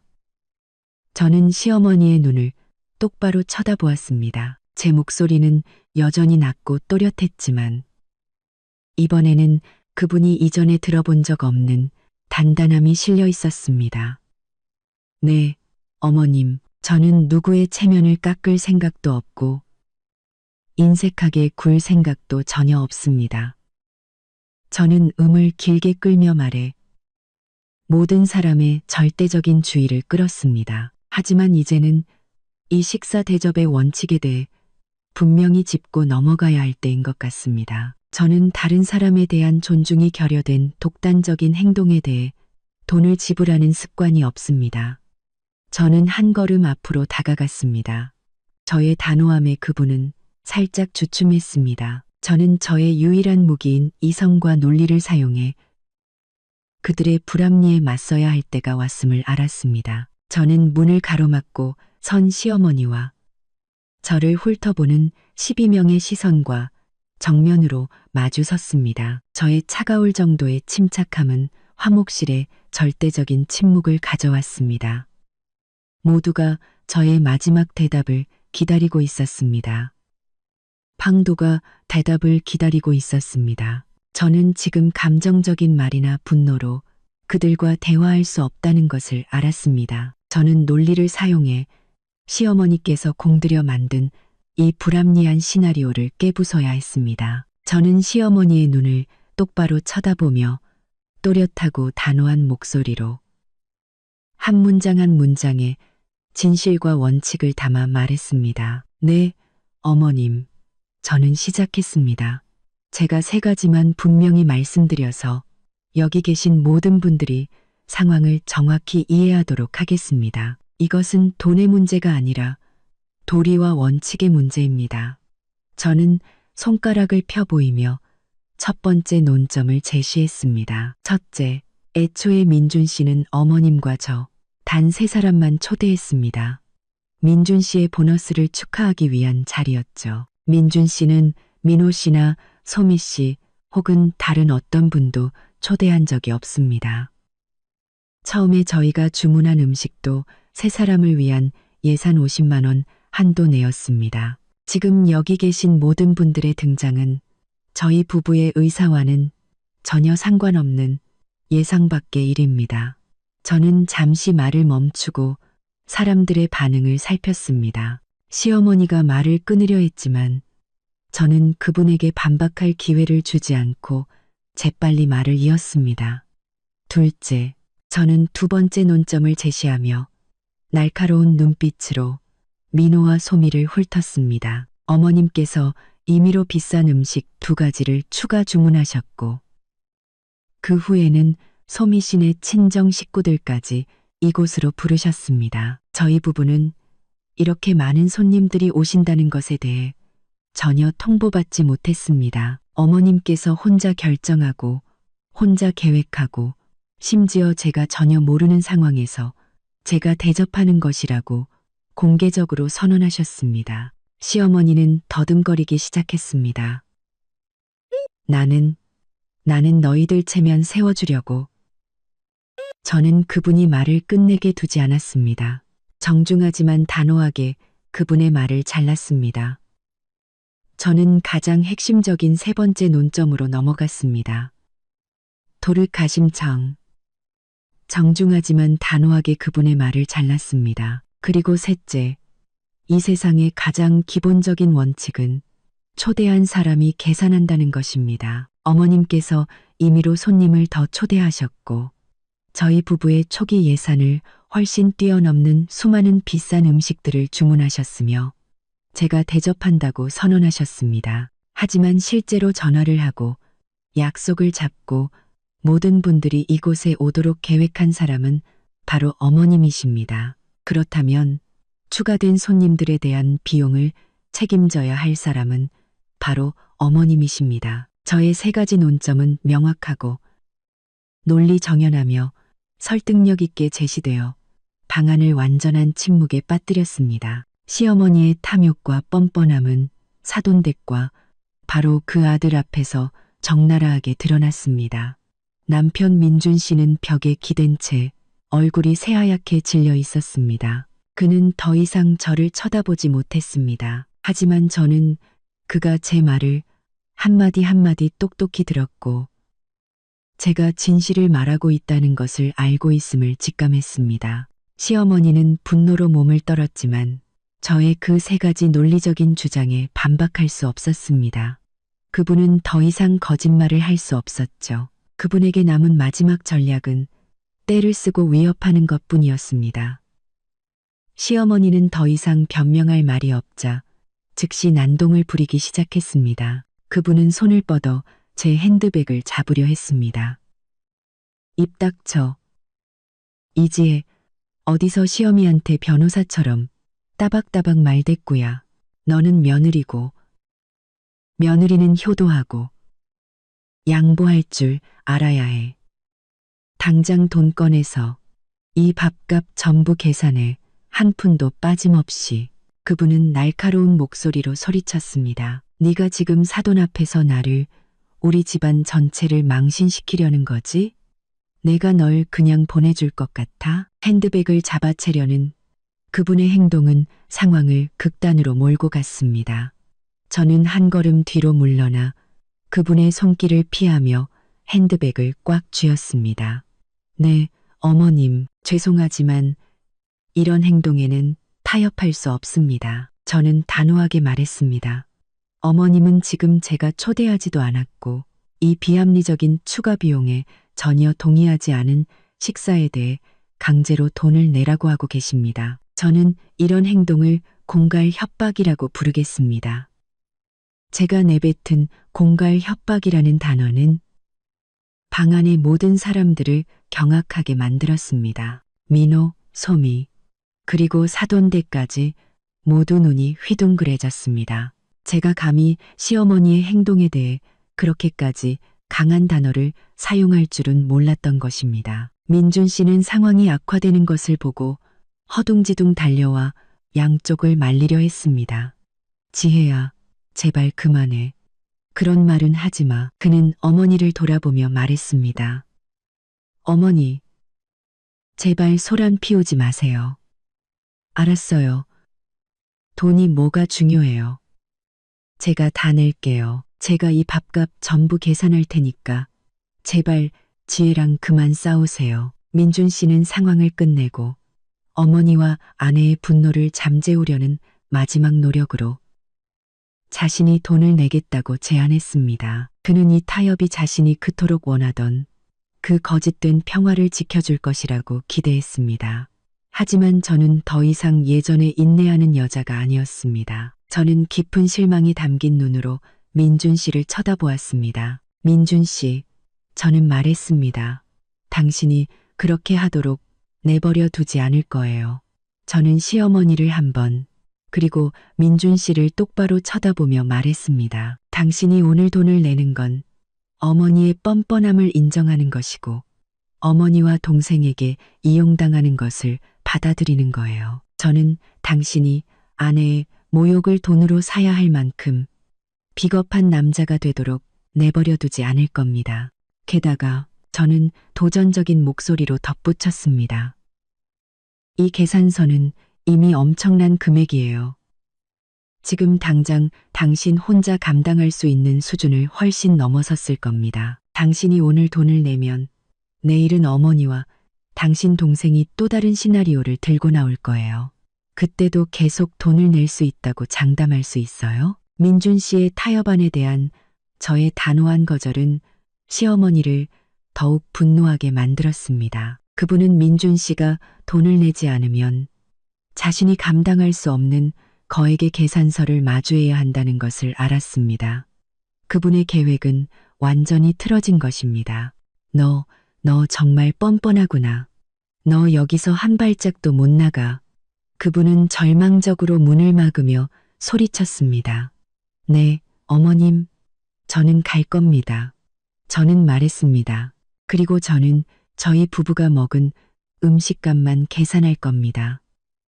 나머지는 저분들을 초대한 분께 양보하도록 하죠. 저는 더 이상 논쟁하거나 설명하는데 1초도 낭비하지 않았습니다. 저는 다음에 무엇을 해야 할지 분명히 알고 있었습니다. 저는 제 마지막 행동, 즉 제 몫만 계산하고 단호하게 떠나는 것을 실행해야 했습니다. 제가 그들의 독단에 돈을 내지 않겠다고. 그리고 이 공갈 협박을 거부한다고 단호하게 선언하자 시어머니는 거의 이성을 잃으셨습니다. 그분은 소리를 지르며 두 팔을 뻗어 저를 막으려 달려들었습니다. 거기서 너 못 가. 너 이렇게 하는 건 불효야. 이 나쁜 며느리야. 그분은 날카롭게 소리쳤고 그 소리는 방 전체에 울려 퍼져 식당 전체의 이목을 집중시켰습니다. 민준 씨도 완전히 패닉에 빠졌습니다. 그는 어머니를 껴안고 말리며 몸싸움을 피하려 애썼습니다. 어머니, 제발 진정하세요. 지혜야, 가지마. 너 이렇게 하면 일만 더 커져. 저는 더 이상 아무 말도 하지 않았습니다. 지금은 어떤 말이든 무의미하고 행동만이 유일한 대답이라는 것을 알았습니다.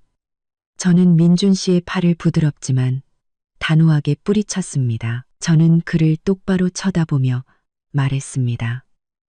민준 씨, 저는 분명히 말했어요. 저는 이 뻔뻔하고 불합리한 상황에 돈을 내지 않을 거예요.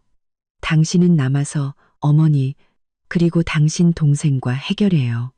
저는 갈게요. 시어머니의 비명, 민준 씨의 힘없는 애원, 그리고 민호, 소미와 사돈댁의 증오, 어린 시선 속에서 저는 몸을 돌려 화목실 문 밖으로 나섰습니다. 시어머니는 민준 씨의 팔을 뿌리치고 저를 쫓아오려 했지만 민준 씨가 그분을 붙잡았습니다. 아들에게 붙들려 분노에 차 소리 지르는 시어머니의 모습은 그곳에 있던 모든 사람들의 눈에 가장 혼란스럽고 부끄러운 장면으로 남았습니다. 저는 곧장 식당 계산대로 향했습니다. 지배인과 직원들은 이미 방금 일어난 소란을 눈치채고 있었습니다. 그들은 호기심과 동정이 섞인 눈으로 저를 쳐다보았습니다. 화목실 총 계산서 좀 보여주시겠어요? 저는 계산원에게 말했습니다. 제 목소리는 놀라울 정도로 차분했습니다. 계산원은 당황하며 저를 쳐다보더니 계속해서 추가되는 비싼 음식 주문 때문에 숫자가 춤을 추고 있는 전자 계산서를 보았습니다. 네, 손님. 현재 총 금액은 150만 원이 넘었고 아직도 추가되고 있습니다. 150만 원, 아직 제대로 서빙되지도 않은 식사에 대한 거액이었습니다. 그것은 우리의 초기 예상을 훨씬 뛰어넘는 금액이었죠. 알아요. 저는 말했습니다. 그것은 우리의 초기 예상을 훨씬 뛰어넘는 금액이었. 계산서를 분리해 주세요. 저는 시어머니께서 오시기 전에 저와 제 남편이 주문했던 가만 음식값만 지불하겠습니다. 신선로, 대하찜, 그리고 버섯 전골이요. 그것들 합쳐서 15만 원 정도 맞죠. 계산원은 고개를 끄덕이며 서둘러 컴퓨터를 조작했습니다. 그 음식들은 저와 민준 씨가 미리 주문했던 담백하고 전통적인 요리들로 저의 동의와 지출한도 내에 있었습니다. 네, 정확히 15만 5천 원입니다. 저는 지갑을 꺼내 정확한 금액을 결제했습니다. 저는 결제된 영수증을 받아 깔끔하게 접어 핸드백에 넣었습니다. 이것은 제가 도망치는 것이 아니라는 명백한 증거였습니다. 저는 제가 동의한 식사 부분에 대한 책임을 다했습니다. 제 나머지 계산서는 다금바리회, 불도장, 킹크랩, 전복, 제비집 스프와 비싼 와인을 포함한 것들입니다. 그건 제 시어머니와 시동생 가족이 주문했어요. 그분들은 지금 화목실에 계십니다. 남은 계산서는 그분들께 청구해 주세요. 저는 계산원에게 명확하고 또렷하게 말했습니다. 계산원은 놀란 눈으로 저를 쳐다봤지만 프로답게 응대했습니다. 네, 알겠습니다. 손님. 저는 뒤돌아보지 않고 식당을 나섰습니다. 등 뒤로는 시어머니의 절망적인 비명, 민준 씨의 한숨, 민호와 소미의 분노, 그리고 13명 초대받지 않은 손님들의 경악이 남았습니다. 가로등 불빛 아래 식당 문을 나서는 순간 저는 이전에 느껴보지 못했던 강력한 해방감을 느꼈습니다. 저는 정교한 덫에서 모욕에서 벗어났습니다. 그리고 가장 중요하게 저는 제 자신의 존엄성과 원칙을 되찾았습니다. 인내는 끝났습니다. 이 순간부터 진정한 싸움이 시작될 것임을 직감했습니다. 저의 단호한 퇴장은 시댁에 큰 충격을 안겨주었습니다. 저는 시어머니와 민호가 쉽게 물러서지 않을 것임을 알고 있었습니다. 아니나 다를까 식당 사건 이후 며칠 동안 저와 민준 씨는 숨막히는 냉전 분위기 속에서 살았습니다. 시어머니는 극심한 분노와 창피함 속에서 그 거액의 계산서를 지불해야만 했습니다. 민준 씨가 감히 전액을 지불하지 못했기 때문인데 그에게 그만한 현금이 없었던 탓도 있고 저로 인해 마음이 흔들린 탓도 있었습니다. 즉시 시어머니는 대규모 여론전에 돌입했습니다. 그분은 모든 친척, 이모, 고모, 삼촌, 친한 친구, 심지어 이웃들에게까지 전화를 걸어 저에 대한 거짓말로 험담을 퍼뜨렸습니다. 우리 며느리 지혜는 인색하고 불효막심한 애야. 늙은 시어미랑 사돈댁 식구들한테 100만 원이 넘는 밥값을 떠넘기고 중간에 도망가 버렸어. 아주 못돼 먹은 며느리야. 시댁 전체를 무시하는 거라고, 초대한 사람이 내는 거라고 하더라니까. 내가 걔한테 예물로 사준 금반지, 금목걸이가 얼만데 나한테 이렇게 대할 수가 있어? 소문은 산불처럼 빠르게 퍼져나갔습니다. 저는 비난의 중심이 되었지만 그 비난을 하는 사람들은 진실을 전혀 알지 못했습니다. 저는 시댁 쪽 이모, 고모들에게서 수많은 전화를 받았습니다. 그들은 안부를 묻기 위해서가 아니라 저를 책망하고 시댁의 체면을 위해 참고 살라고 충고하기 위해 전화했습니다. 저는 해명하거나 맞서 싸우지 않았습니다. 저는 침묵을 지켰습니다. 시어머니의 말을 믿고 싶어 하는 사람들에게는 설명해봤자 소용없다는 것을 알았기 때문입니다. 진실은 더 적절한 때에 밝혀질 것이었습니다. 동시에 시어머니와 민호는 새로운 재정적 압박을 가하기 위해 민준 씨를 직접 겨냥한 또 다른 작전을 시작했습니다. 그분은 그 거액의 계산서를 혼자 감당해야 한다는 사실을 받아들일 수 없었습니다. 시어머니는 계속해서 민준 씨에게 전화를 걸어 밥값을 내기 위해 빚을 졌다고 울며 호소하거나 그 돈을 자신에게 배상하라고 요구했습니다. 민준아, 너는 내 아들이야. 엄마가 이렇게 망신당하게 내버려둬선 안 돼. 너 엄마한테 그 돈 갚아야 해. 내 마누라가 짓밟은 내 명예를 보상해줘야 한다고. 밥값을 요구하는 것 외에도 민호와 소미도 가세하여 계속해서 다른 이유들을 대며 민준 씨에게 돈을 요구했습니다. 형, 어머니가 스트레스 받아서 심장이 안 좋으시대. 병원 가서 종합 검진 받으셔야 해. 형이 맞아들이니까 어머니 챙겨야지. 형수님이 사돈 앞에서 어머니 망신 줬다고 우리 장인 장모님이 엄청 화나셨어. 명예훼손 보상금을 달라고 하셔. 내 신용카드 한도가 다 찼는데 형이 좀 도와줘야지. 민준 씨는 두 개의 포화 속에서 옴짝달싹 못하게 되었습니다. 한쪽은 어머니와 동생의 분노와 도덕적 압박이었고 다른 한쪽은 저의 단호함과 이성이었습니다. 그는 지치고 스트레스를 받았지만 진실을 마주하는 대신 몰래 숨기는 방법을 택했습니다.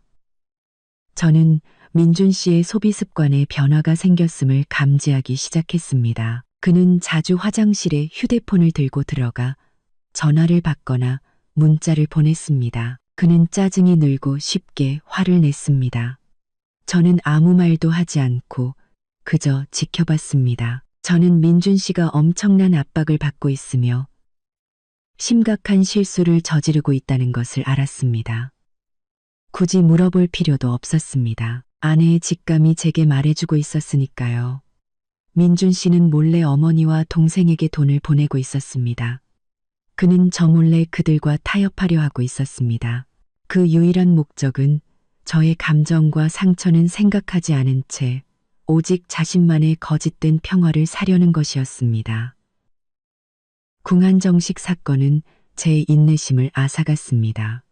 민준 씨의 이 몰래 돈 보내는 행위는 이 결혼에 대한 제 마지막 믿음마저 앗아갔습니다. 저는 이제 제 할 일을 해야 할 때가 왔음을 알았습니다. 식당 사건과 길고 긴 냉전 끝에 저는 인내가 치명적인 실수였다는 것을 분명히 깨달았습니다. 저는 침묵과 양보가 평화를 살 수 있다고 착각했지만 그것은 시댁 식구들이 더욱 기세등등하게 만드는 촉매제에 불과했습니다. 이제 민준 씨에 대한 마지막 믿음마저 완전히 산산조각 났습니다. 어느 날 저녁 민준 씨가 씻으러 간 사이 충전기에 꽂아둔 그의 휴대폰에서 카카오톡 알림이 울렸습니다. 저는 남편의 휴대폰을 훔쳐보는 습관이 없었지만 직감과 의심이 저를 행동하게 만들었습니다. 휴대폰 잠금을 풀자 제가 본 것은 제 극심한 실망감을 확인시켜주는 내용이었습니다. 시어머니, 민호, 그리고 민준 씨만 있는 단체 채팅방에 수많은 메시지와 계좌 이체 내역이 있었습니다. 민준 씨는 몰래 어머니에게 돈을 보내고 있었습니다. 저는 민준 씨의 메시지를 똑똑히 보았습니다. 어머니, 방금 400만 원 보내드렸어요. 이모님께 빌린 돈 갚으시고 저번 밥값에 보태세요. 지혜한테는 절대 말하지 마세요. 바로 뒤이어 민호의 메시지가 있었습니다. 형, 최고. 조카 학용품 사게 150만 원만 더 보내줘. 그리고 형네 회사 그 자리 나 좀 꽂아주면 안 돼? 민준 씨는 어머니에게 밥값을 갚아준 것뿐만 아니라 다른 여러 명목으로 추가적인 돈을 보내고 있었고 자신의 영향력을 이용해 민호의 취업까지 도우려 하고 있었습니다. 그가 시댁에 몰래 보낸 총액은 놀라울 정도였습니다. 거의 그의 보너스 전액에 달하는 금액이었죠. 제 가슴이 아팠던 것은 돈 때문이 아니었습니다. 제가 믿었던 남편의 배신과 거짓말 때문이었습니다. 그는 저 피를 빠는 가족을 아내의 진실과 신뢰 대신 자신의 안위를 선택한 것입니다. 저는 민준 씨가 더 이상 남편으로서 저의 버팀목이 되어줄 만큼 강하지 않다는 것을 깨달았습니다. 그는 어머니와 동생에게 완전히 통제당하고 있었습니다. 저는 결심했습니다. 존중이 죽고 신뢰가 무너진 결혼 생활을 더 이상 이어갈 수 없다고요. 이제는 저 자신을 위해 독립과 평화를 되찾아야 할 때였습니다. 저는 이성적이고 냉철하게 행동했습니다. 계산으로 가득 찬 이 시댁에서 벗어나기 위해서는 단순히 말만으로는 안 된다는 것을 알았습니다. 저는 반박할 수 없는 증거가 필요했습니다. 제가 가장 먼저 한 일은 조용히 변호사와 상담하는 것이었습니다. 저는 이혼 시 저의 권리와 의무, 그리고 재산과 명예를 지키는 방법을 명확히 알고 싶었습니다. 그와 동시에 저는 상세한 증거 수집 작전에 돌입했습니다. 첫째, 저는 민준 씨가 시어머니와 민호에게 보낸 계좌이체, 내역과 카카오톡 메시지 화면 전체를 캡처했습니다. 이 증거들은 시댁의 재정적 착취 행위와 민준 씨의 기만적인 행동을 명확히 보여주었습니다. 둘째, 저는 시어머니의 전화통화와 큰 소리로 말하는 내용들을 녹음하기 시작했습니다. 저는 특히 그분이 궁 한정식에서의 식사에 대해 말하는 부분에 주의를 기울였습니다. 저는 휴대폰에 녹음 앱을 설치해 두었죠. 식당에서의 그날 저녁, 시어머니께서 이 파티는 맏며느리 이지혜가 왕민준의 보너스로 함께 기쁨을 나누고 좋은 기운을 받기 위해 대접하는 것이라고 선언했을 때 제가 녹음 버튼을 눌렀던 것을 기억해냈습니다. 저는 운 좋게도 그분의 손님, 초대 선언, 녹음 파일을 저장해 두었습니다. 이 녹음 파일이야말로 판을 뒤집을 핵심 열쇠였습니다. 셋째, 저는 식당에서 저와 민준 씨의 몫인 약 15만 원을 결제한 영수증을 촬영하여 제가 책임을 회피하지 않았음을 증명했습니다. 저는 모든 일을 조용하고 은밀하게 어떤 낌새도 보이지 않고 진행했습니다. 저는 여전히 민준 씨와 평소처럼 식사하고 대화했지만 그것은 감정이나 교감이 없는 사교적인 대화일 뿐이었습니다. 저는 적절한 시기를 시댁으로부터의 마지막 치명적인 공격을 기다리고 있었습니다. 그래야 제가 모든 것을 공개하고 모든 것을 끝낼 수 있을 테니까요. 저는 준비가 되었습니다. 제가 기다리던 일은 오래지 않아 일어났습니다. 시어머니는 제가 떠나버리고 민준 씨가 돈을 충분히 갚지 않은 것을 받아들일 수 없었습니다. 그분은 저를 공개적으로 위협하고 망신시키려는 마지막 대담한 행동을 결심했습니다. 어느 수요일 아침, 시어머니는 제 회사까지 찾아왔습니다. 제가 중요한 회의를 하고 있을 때 비서가 허둥지둥 달려와 나이든 여성이 로비에서 난동을 부리고 있으며 자신이 제 시어머니라며 저를 만나야 한다고 주장하고 있다고 보고했습니다. 저는 즉시 회의를 마치고 로비로 내려갔습니다. 시어머니는 로비 한가운데에 서서 큰 핸드백을 손에 들고 분노와 원망이 가득한 얼굴을 하고 있었습니다. 그분은 이미 제 많은 동료와 직원들의 주목을 받고 있었습니다. 이지혜, 너 당장 이리 나와. 그분은 날카로운 목소리로 소리쳤습니다. 어디서 시어미를 피하고 있어. 당장 내 돈 갚아. 저는 다가가 절대적인 평정심을 유지했습니다. 네, 어머님, 여긴 회사예요. 하실 말씀 있으시면 조용히 말씀하세요. 제가 들을게요. 그분은 제 말을 전혀 듣지 않았습니다. 그분은 거대한 연극을 시작했습니다. 어딜 가려고? 너 저번에 그 밥값 150만 원이랑 우리 솜이 정신적 피해 보상금으로 1억 다 갚아야 해. 너 때문에 우리 솜이가 친정 부모님한테 얼마나 욕을 먹었는지 알아? 총 1억 150만 원. 당장 내놔. 그분은 터무니없이 큰 금액을 공개적으로 요구하며 막내 며느리의 정신적 피해 보상이라는 수법까지 썼습니다. 저는 숨을 깊게 들이마셨습니다. 순간이 왔습니다. 저는 더 이상 예전에 인내하는 며느리가 아니었습니다. 네, 어머님, 어머님께서 뭔가 오해하고 계신 것 같습니다. 제 목소리는 이제 주변 사람들 모두가 들을 수 있을 만큼 또렷했습니다. 밥값 150만 원을 갚으라고 하시는데 저는 분명히 말씀드렸습니다. 초대한 사람이 계산하는 거라고요. 시어머니가 반박하려 했습니다. 내가 네 시어미야. 내가 가족들을 초대한 건 다 너. 저는 휴대폰을 꺼내 버튼 하나를 누르고 스피커폰으로 설정했습니다. 한 목소리가 울려 퍼졌습니다. 바로 그날 화목실에서의 시어머니 목소리였습니다. 오늘 이 파티는 맏며느리 이지혜가 왕민준의 보너스로 함께 기쁨을 나누고 좋은 기운을 받기 위해 대접하는 것입니다. 그분의 손님 초대 선언 녹음 파일이 또렷하고 단호하게 울려 퍼졌습니다. 제 회사 로비는 완전한 침묵에 휩싸였습니다. 시어머니는 입을 떡 벌렸습니다. 그분의 얼굴은 제가 이런 증거를 가지고 있을 줄은 상상도 못했다는 듯 새하얗게 질렸습니다. 저는 녹음을 끄고 그분을 똑바로 쳐다보았습니다. 네, 어머님. 저는 저와 민준 씨의 몫인 15만 원을 이미 계산했습니다. 나머지는 어머님께서 임의로 손님을 초대하시고 제가 대접한다고 선언하신 부분입니다.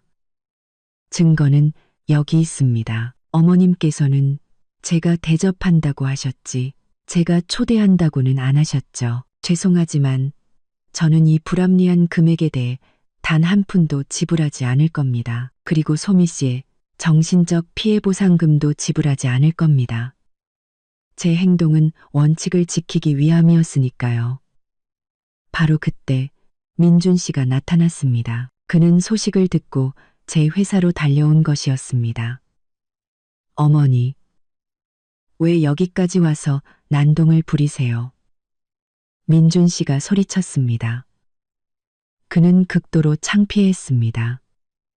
창피해했습니다. 시어머니는 아들이 온 것을 보고 즉시 그에게 매달려 서럽게 울기 시작했습니다. 민준아, 너 봤지? 지혜가 나한테 이렇게 대한단다. 사람들 앞에서 공개적으로 나를 망신줬어. 나 더는 못 참겠다. 너 당장 쟤랑 이혼해. 나는 저런 막대먹은 며느리 필요 없어. 민준 씨는 저를 돌아보았습니다. 그의 얼굴은 혼란으로 가득 차 있었습니다. 그는 어머니와 아내 사이에 서서 마지막 선택을 마주해야 했습니다. 지혜야, 제발 어머니께 사과 한마디만 해줘. 민준 씨가 제게 애원했습니다. 저는 그가 너무 오랫동안 망설였다는 것을 알았습니다. 그는 여전히 타협을 선택하고 있었습니다. 저는 어떤 감정도 남지 않은 눈으로 민준 씨를 똑바로 쳐다보았습니다. 저는 핸드백을 열어 미리 인쇄해둔 서류 한 장을 꺼냈습니다. 그 안에는 그가 어머니와 동생에게 돈을 보낸 계좌이체 내역 사본이 끼워져 있었습니다. 민준 씨. 저는 차가운 목소리로 말했습니다. 저는 이 이혼 합의서를 미리 준비해뒀어요. 저는 이미 서명했고요. 당신이 방금 받은 증거들을 보세요. 당신이 제 등 뒤에서 무슨 짓을 했는지요. 이제 당신에게는 선택지가 하나뿐이에요. 이 서류에 서명하고 당신의 그 피 빨아먹는 가족에게서 영원히 벗어나거나 아니면 어머니와 계속 함께 살면서 법정에서 이 이혼 소송을 마주하거나. 저는 서류를 안내 데스크 위에 올려놓았습니다. 민준 씨는 떨리는 손으로 서류를, 어머니를, 그리고 저를 번갈아 보았습니다. 그는 너무 오랫동안 망설였습니다. 그의 비겁함이 이 결혼을 끝낸 것입니다. 민준 씨는 이혼을 선택했습니다. 그는 후회했습니다. 그는 공동재산 분할을 요구하지 않았고, 심지어 어머니에게 몰래 보냈던 돈의 일부를 제게 자발적으로 돌려주었습니다. 그는 집을 나가 따로 살기 시작했고, 어머니로부터의 재정적 의존을 끊었습니다. 그는 마침내 어머니와 마주하고 독립적인 성인 남성으로서의 삶을 시작해야만 했습니다. 시어머니는 민호, 소미와 함께 살게 되었지만 그분의 삶은 결코 행복하지 않았습니다. 그분이 그토록 편애했던 며느리, 소미는 그분을 구박했고 그분은 고독과 어려움 속에서 살아가야 했습니다. 그리고 저 이지혜는 숨막히는 결혼 생활에서 벗어나 독립과 평화 그리고 제 자신의 존엄성을 되찾았습니다.